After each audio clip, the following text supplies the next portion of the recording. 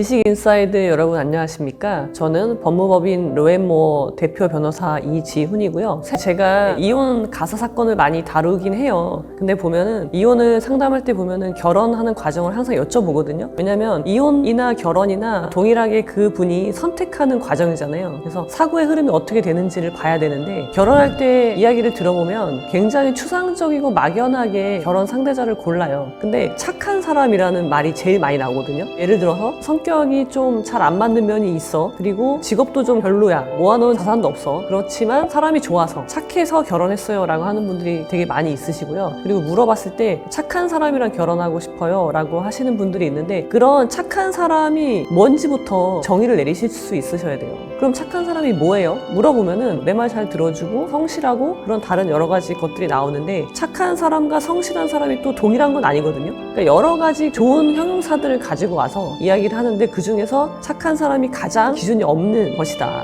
차라리 성실한 사람은 기준이 그래도 명확해요. 근데 착한 사람은 굉장히 애매모호한 기준이 되거든요. 그리고 결국은요, 저의 경험치에 비춰봤을 때 착한 사람이랑 결혼한다는 거는 다른 게 없는 거예요. 내세울 게 없어요. 장점이 없는 거예요. 그런 사람은 우리가 두루뭉실하게 그냥 착한 사람 이렇게 생각하는 경향이 있거든요. 그래서 저는 결코 좋은 배우자가 아니라고 말씀드리고 싶습니다. 우리가 말하는 착한 사람, 추상적으로 착한 사람이라고 이제 평가하는 사람들은 왜 이런 사람이랑 결혼하면 안 되냐면요. 특징이 뭐냐면 누구에게나 착한 사람은요. 사실 아무짝에 쓸모가 없어요. 우리가 결혼을 한다는 건요. 물론 사랑해서 결혼을 하지만 결혼이라는 거는 가정을 꾸려나가는 일을 같이 하는 사이가 된 거예요. 근데 일을 한다는 거는 남편과 아내로서 아니면 엄마 아빠로서 부여된 역할이 있고요. 그 역할을 잘 수행해야 돼요. 각자가. 이거 한 사람이 할 수 없는 거거든요. 그러면은 엄마 아빠가 각자 역할을 잘 수행해야 되는데 착하다는 거는 누구에게나 착하고요. 멀리 있는 사람한테 착하기가 쉬워요. 그러면 결국은 아빠로서 남편으로서 해야 될 일을 하지 않게 된단 말이에요. 그 착하다는 평가를 받기 위해서.